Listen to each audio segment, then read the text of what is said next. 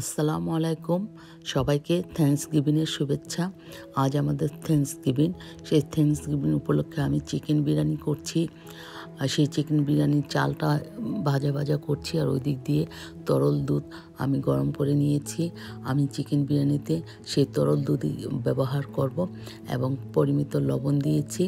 সব কিছু দিয়ে দেওয়ার পর এখন ডেকে দিচ্ছি আমার সেই চালটা যেন সুন্দরভাবে সিদ্ধ হয়।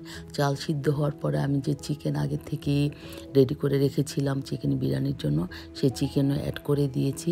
এখন আমার চিকেন বিরিয়ানি প্রায় রেডি হয়ে গিয়েছে। আমাদের নেইবার, আমার হাজবেন্ডের ফ্রেন্ড, এক হোয়াইট ফ্রেন্ড, সে আমার হাতের চিকেন বিরিয়ানি খেতে চেয়েছে। সেই চিকেন বিরিয়ানির সাথে সালাদ এবং আমাদের কালচার অনুযায়ী একটা মিষ্টি তৈরি করেছি, সেমাই। সেইগুলো আমরা সুন্দরভাবে পরিবেশন করে প্যাকেট করে নিয়ে তাদেরকে নিয়ে পৌঁছে দিয়েছি। আমাদের জন্য আমরা তৈরি করেছি একটি চিকেন বারবিকিউ। যেহেতু টার্কি বেশি বড় হয়ে যাবে আমাদের ফ্যামিলির 4 জনের জন্য, সেই জন্য একটা প্রায় 2 কেজি ওজনের একটা চিকেনই বারবিকিউ করে নিলাম টার্কির পরিবর্তে। ওভেনের মধ্যে দিয়ে দিয়েছি।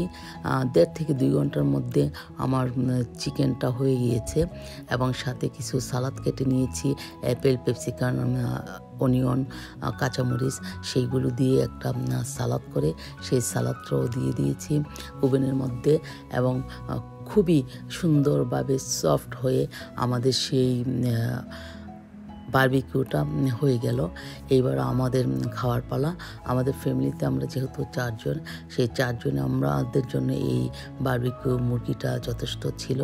আমরা খুব এনজয় করে খেয়েছি, আমরা খুব আনন্দ পেয়েছি। সবাইকে আবারও হ্যাপি থ্যাঙ্কসগিভিংয়ের শুভেচ্ছা। আশা করি আপনাদের ভালো লেগেছে। আসসালামু আলাইকুম। আল্লাহ হাফেজ।